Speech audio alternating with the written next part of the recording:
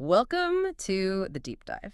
Now, if you know one thing about Larry Nassar, it's probably just the horrific scale of his crimes. But today, we're doing a different kind of Yeah, analysis. we're looking past the individual predator. Exactly. We're trying to dissect the system, the organizations that protected him.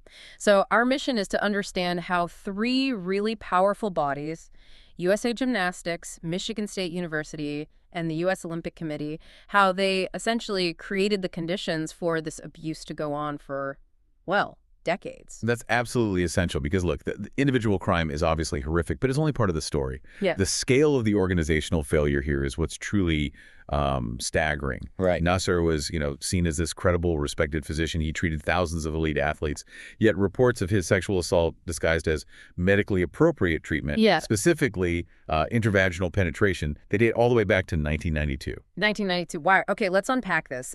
Maybe start with USA Gymnastics and specifically the environment they created, the Carolina Ranch. Ah, the ranch, yes. This was the U.S. national team's training center, but our sources.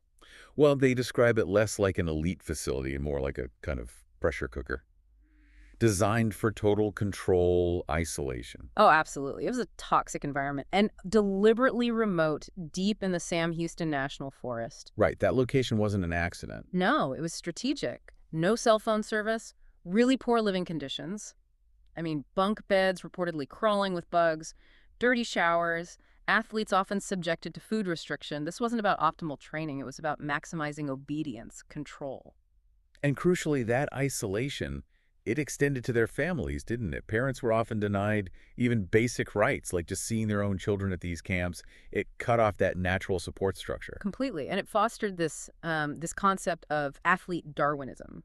What exactly does that mean? It's this cold idea that, if one athlete couldn't handle the psychological stress, the physical demands, the abuse, well, there's always another one waiting to take her spot. So keep quiet, endure. And that culture, that fear, that deference to authority, how did that directly enable someone like Nassar?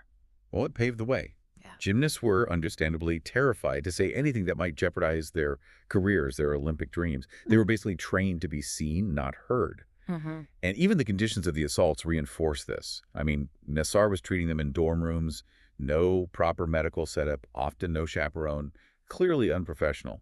But nobody within USAC leadership seemed to, well, intervene. It sounds like that culture just completely stifled any reporting attempts early on, but eventually reports did surface, right, in 2015. Yes, exactly.